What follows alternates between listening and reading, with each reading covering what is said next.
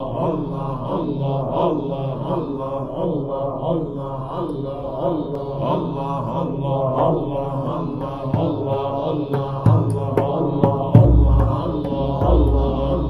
علیکم ورحمۃ اللہ تعالی وبرکاتہ۔ آج کی اس ویڈیو میں ہم بات کریں گے کہ میت پر چیخنے چلانے اور رونے سے متعلق کہ آیا میت پر جو لوگ چیختے ہیں، بین کرتے ہیں، چلاتے ہیں یا جو صرف روتے ہیں، ان کے کیا احکامات ہیں اور شریعت کے اندر کیا گائیڈ لائن موجود ہے، شریعت کے اندر کیا حکم ہے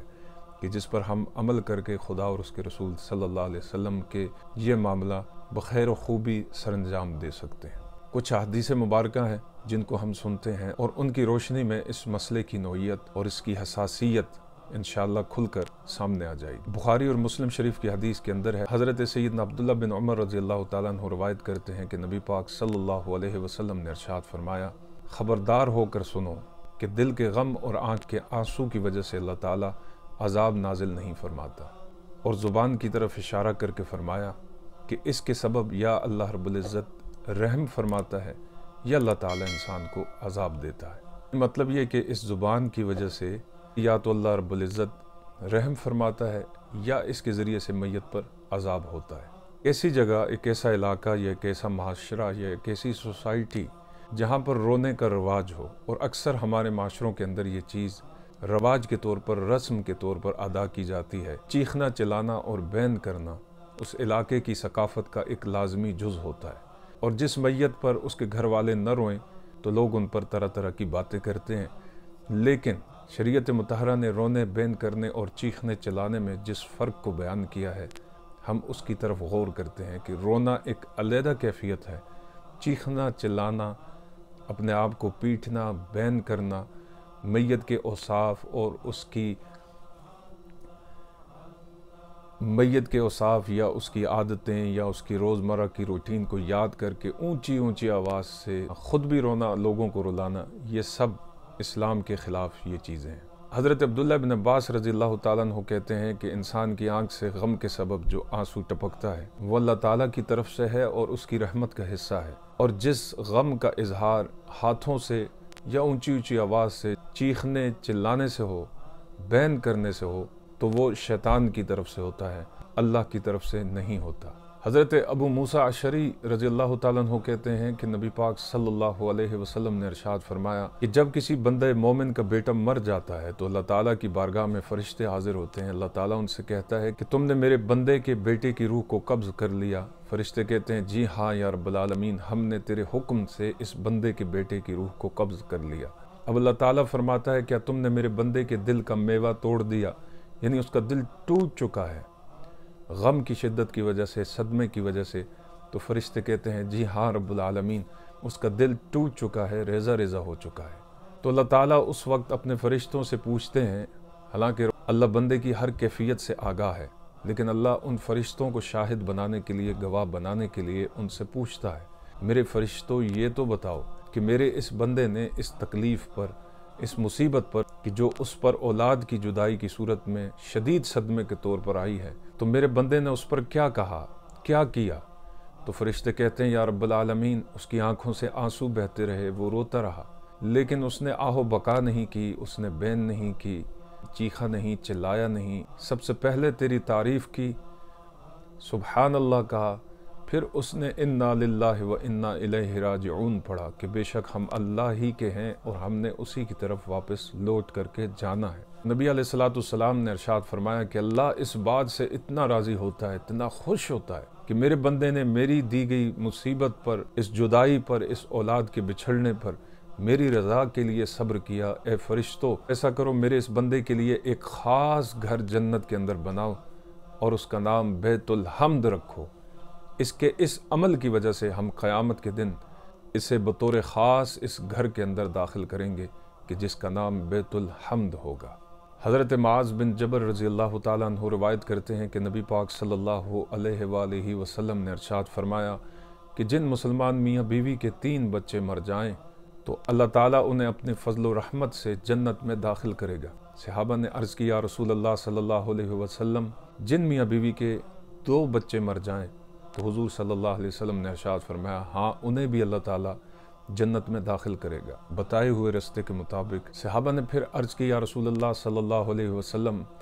جن میاں بیوی کا ایک بچہ فوت ہو جائے تو انہیں کیا اجر ملے گا؟ تو نبی پاک صلی اللہ علیہ وسلم نے ارشاد فرمایا انہیں بھی اللہ تعالیٰ اسی طرح اپنے فضل و رحمت سے جنت میں داخل کرے گا۔ حضور صلی اللہ علیہ وسلم نے ارشاد فرمایا مجھے قسم ہے اپنے رب کی کہ جس کے قبضہ قدرت میں میری جان ہے، وہ عورت کے جس کا خام حمل اس کے پیٹ سے گر جاتا ہے، قیامت کے دن یہی حمل اسے پکڑ کر جنت کی طرف کھینچے گا۔ اگر اس کی ماں دنیا میں صبر کے ساتھ ثواب کی طالب ہوئی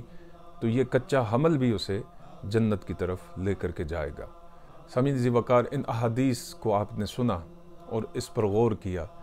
کہ ان احادیث مبارکہ کے اندر چیخنا، چلانا، بین کرنا یہ منع ہے۔ حقیقت یہ ہے کہ ایک بندہ مومن جب ایمان لاتا ہے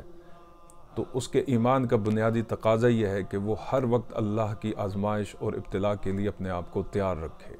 اللہ تعالیٰ نے یہ فرمایا ہے کہ میری طرف سے تمہارے اوپر آزمائشیں آئیں گی، امتحان آئیں گے۔ کبھی یہ امتحان اولاد کی موت کی صورت میں ہوگا، کبھی یہ امتحان رنج و غم کی صورت میں ہوگا، رزق کی کمی کی صورت میں ہوگا،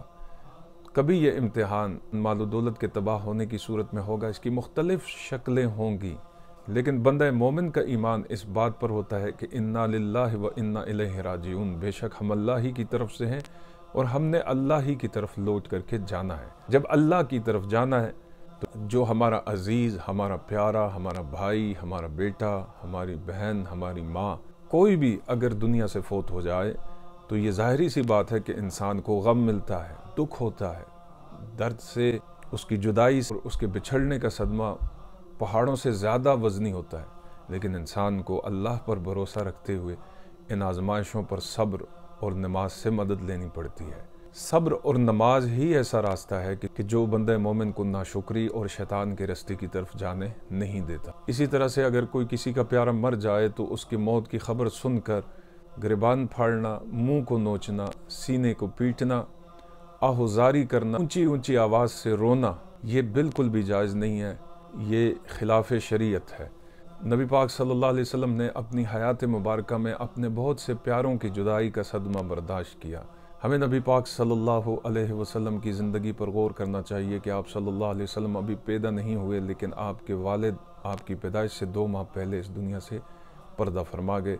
جب 6 سال کے تھے تو حضور صلی اللہ علیہ وسلم کی والدہ انتقال کر گئیں۔ اس کے بعد نبی پاک صلی اللہ علیہ وسلم نے اپنے دادا کی جدائی کو دیکھا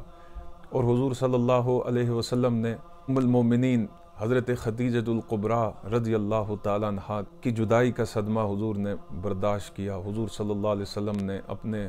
عزیز ترین چچا جناب ابو طالب کی جدائی کا صدمہ برداشت کیا۔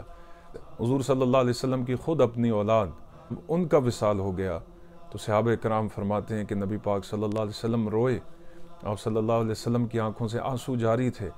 لیکن نبی پاک صلی اللہ علیہ وسلم نے کوئی شکوہ اللہ کی بارگاہ میں نہیں کیا، نہ نبی پاک صلی اللہ علیہ وسلم نے اونچی آواز میں نوحہ کیا، نہ نبی پاک صلی اللہ علیہ وسلم چیخے، نہ چلائے۔ تو آپ صلی اللہ علیہ وسلم کی حیات طیبہ سے ہمارے لیے اس میں بہت بڑا سبق یہ ہے کہ ہمیں بھی ان صدمات کے اوپر، ان جدائیوں پر اور ایسے ماحول کے اندر صبر اور استقامت کا مظاہرہ کرنا چاہیے